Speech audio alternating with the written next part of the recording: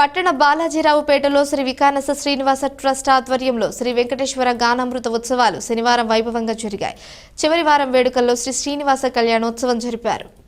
పట్టణానికి చెందిన ఆధ్యాత్మిక సంస్థ శ్రీ వికానస శ్రీనివాస ట్రస్ట్ ఆధ్వర్యంలో గత 7 వారాలుగా ప్రతి శనివారం జరుగుతున్న శ్రీ వెంకటేశ్వర గానామృత ఉత్సవాలు చివరి శనివారం వైభవంగా నిర్వహించారు.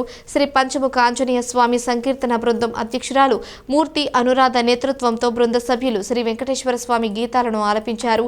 ఇదే వేడుకలో వైకానస పండితులు నారాయణం గోవర్ధన్, లక్ష్మీ రఘురాం, నాగమారుతి ఆధ్వర్యంలో శ్రీ శ్రీనివాస కళ్యాణోత్సవం జరిపారు. దాదాపు 100 మంది దంపతులు కళ్యాణోత్సవంలో పాల్గొన్నారు. వైకానస పండితులు శాస్త్రోక్తంగా క్రతువును నిర్వహించారు. ప్రముఖ ఆధ్యాత్మిక ప్రవచనకర్తలు నోరి నారాయణమూర్తి, ములుకుట్ల విశ్వనాథ శర్మ పాల్గొన్నారు. భూదాన విశిష్టతను తెలియజేశారు.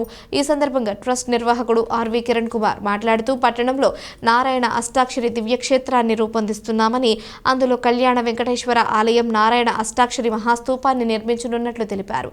భక్తులు సహకరించాలని కోరారు. ఇదే సందర్భంగా శ్రీ వికానస శ్రీనివాస ట్రస్ట్ నూతన సంవత్సర క్యాలెండర్ను తెనాలి డబుల్ హార్స్ అధినేత నారాయణ అష్టాక్షరి మంత్రస్తూప కమిటీ అధ్యక్షులు మునగాల మోహన శ్యామ్ ప్రసాద్ ఆవిష్కరించారు. ఓం నమో వెంకటేశాయ. ఆధ్యాత్మిక సేవయే పరమావధిగా స్థాపించినటువంటి శ్రీ వికానస శ్రీనివాస ట్రస్టు గత సంవత్సరం కాలం నుండి అనేక ఆధ్యాత్మిక కార్యక్రమాలు నిర్వహిస్తూ ముందుకు వెళ్తోంది.